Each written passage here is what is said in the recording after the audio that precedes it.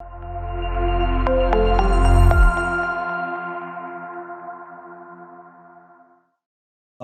is like guide and mentor to me for many years, for not only guiding us about the role of technology, but also guiding a lot of government departments in India.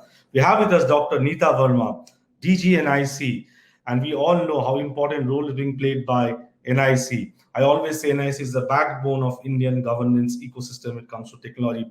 So let's hear from her, the person in charge of driving NIC and empowering citizens and the government workforce through digital innovation. Over to you, ma'am.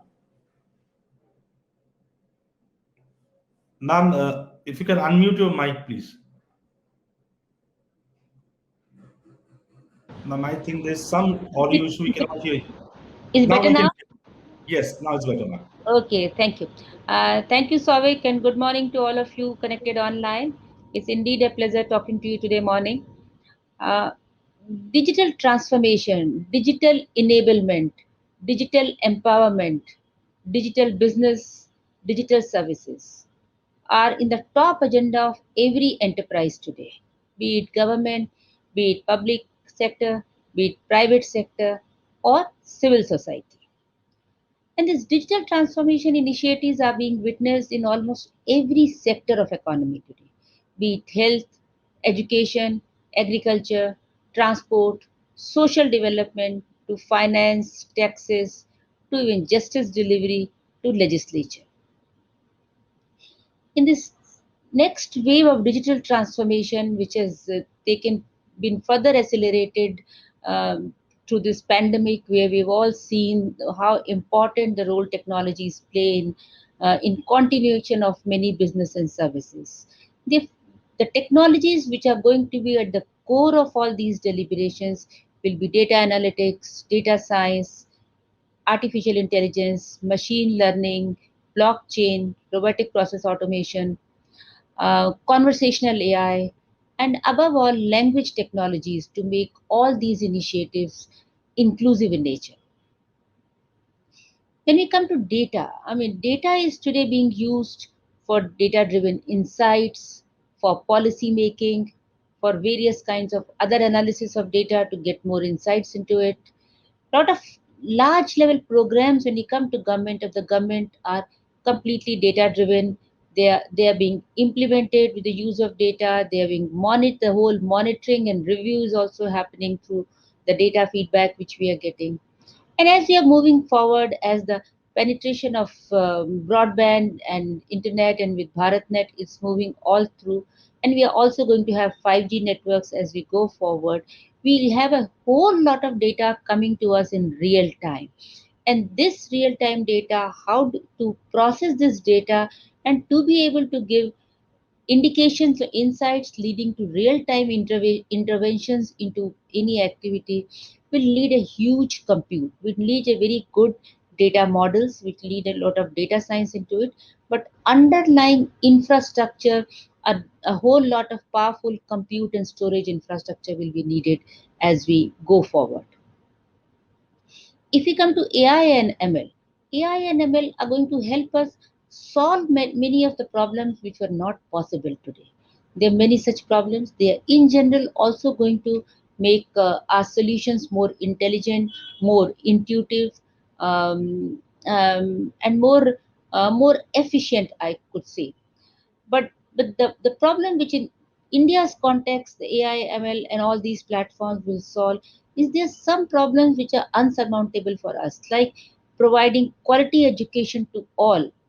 All means all across India, even to that bottom of pyramid people. How do you provide? You have scarcity of quality teachers, infrastructure is needed, and so on and so forth. But COVID has also shown a hope in that direction, has shown a light in that direction. And I think if we take it further, that is the area where we can really use technology and provide quality education to our children all across the country in urban as well as rural area. And AI is going to play by giving you adaptive learning, by giving you customized learning, and by giving you really these things into your own languages. It is really going. We have already seen there's a whole domain of edtech evolving. A lot of platforms are coming, but how do we do these platforms deploy into our context of doing that education, particularly in the initial years of those children, which is also being advocated in national education policy, that how do we do all that thing. And that is where this all is going to play, these all technologies are going to play a very important role. Similarly, affordable health care to all is again a dream. We still have a lot of scarcity of good doctors, and having those doctors availability into remote area is another challenge. Uh, and we have seen how telemedicine has picked up the momentum during these COVID times, and we've also seen lot of digital interventions into health, and also AI is playing an important role by giving us this, diagnostics assisted AI assisted diagnostic, whether it is detection of COVID itself, or whether it's diabetic retinopathy by seeing the imaging of your eye, diagnosis of pneumonia, tuberculosis, or even carcinoma or cancer in some cases. So how is AI algorithms and all are really working to help? So these kind of modules can also, if they mature, they can also help doctors in those primary health centers and kind of lead them into possible. I mean, if person really has a serious this thing, where should the person be referred, and so on and so forth. Not many other interventions. And if you see in health, we have, and therefore nowadays there's been an effort to build digital blueprints for these sectors of education, health, as well as in agriculture, and they kind of give a platform oriented approach, where there'll be a platform where, because these problems are so large that it's not that government alone can solve. You really need a lot of collaboration into this. So you need government, you need academia, you need industry, and above all you need a lot of innovation being contributed by this vibrant startup community we have in the country.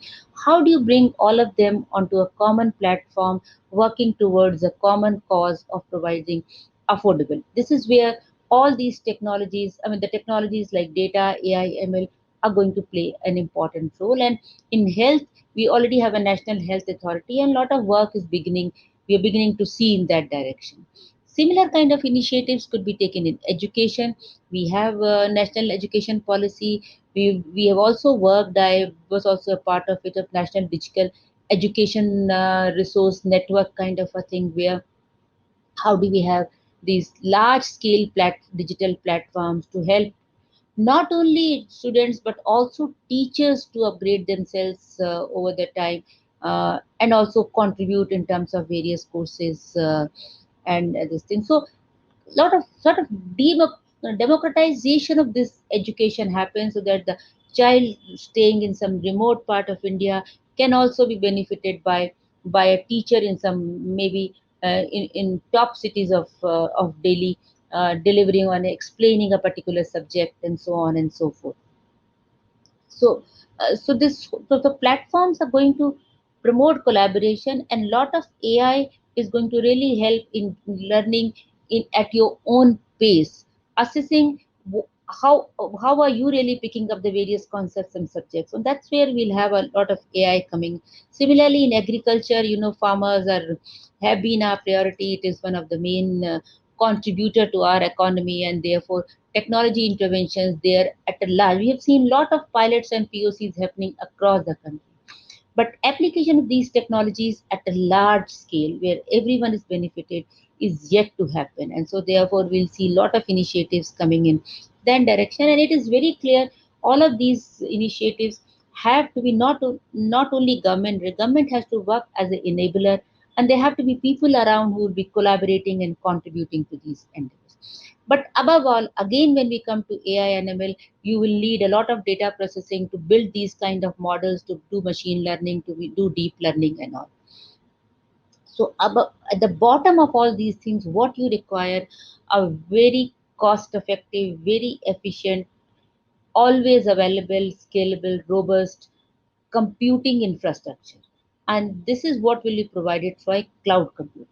So cloud computing has to be at the core of all those things, and availability of this cloud infrastructure at an affordable cost to everyone is another important thing which is going to happen. A lot of initiatives have been taken in this government. Let me give you some examples. Even within NIC, we had set up the government cloud for at the national level in 2014. And a lot of government programs have been hugely benefited by the availability of cloud, because see, it has really saved them now for, assessing the infrastructure, procuring infrastructure, costing for it, then planning for the requirement for next 5 years, which used to be a lot of used to take a lot of time.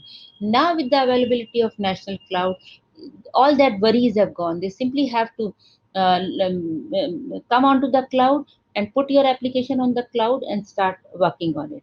And therefore, the applications or the systems which used to take months are now being made live in weeks. And also, they don't really have to worry. I mean, they could scale at any point whenever it is needed. They could scale practically on demand.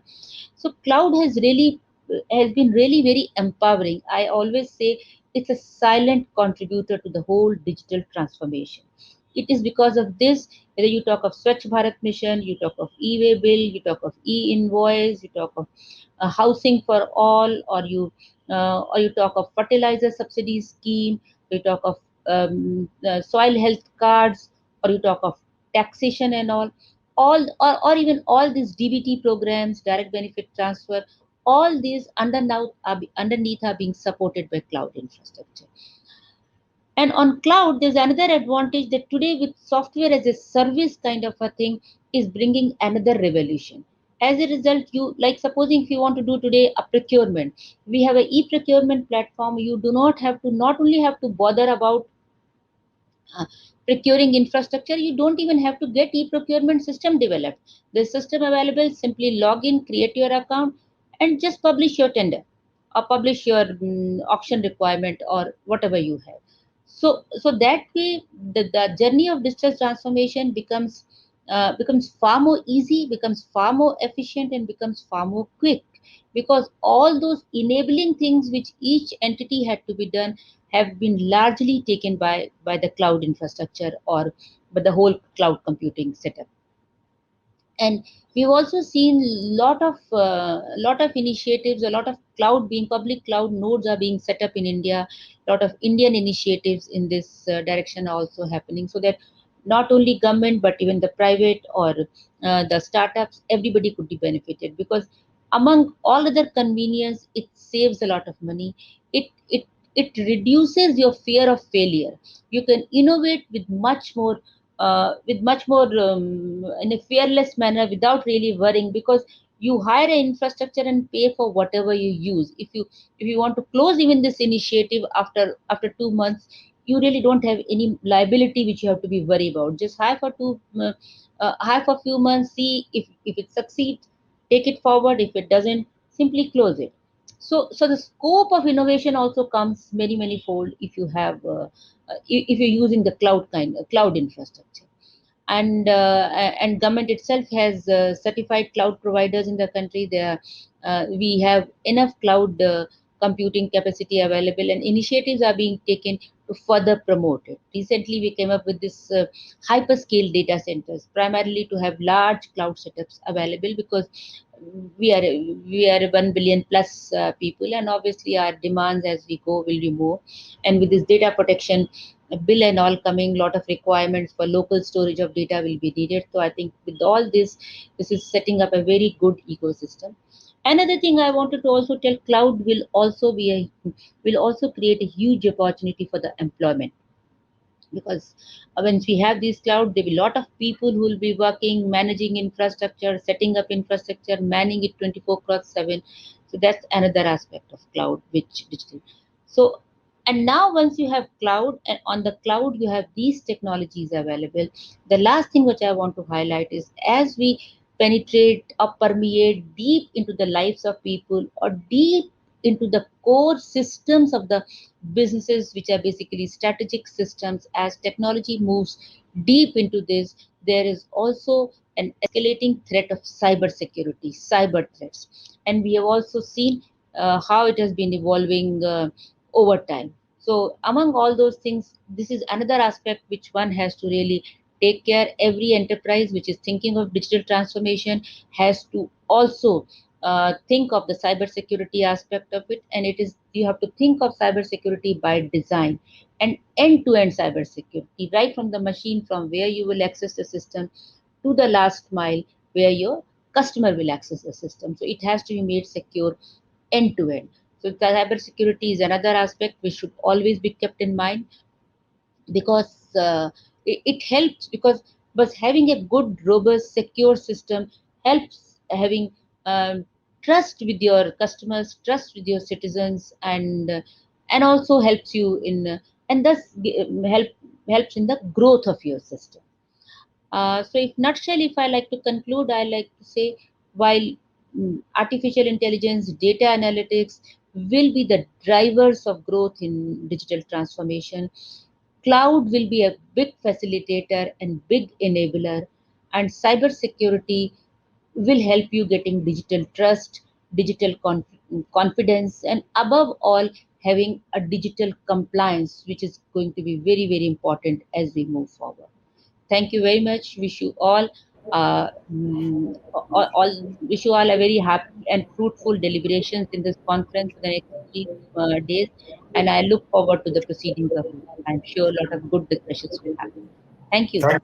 Thank you so much, Dr. Nita Verma, DGNIC, as you have given a vision on how technology enabling can happen for the government workforce for digital transformation.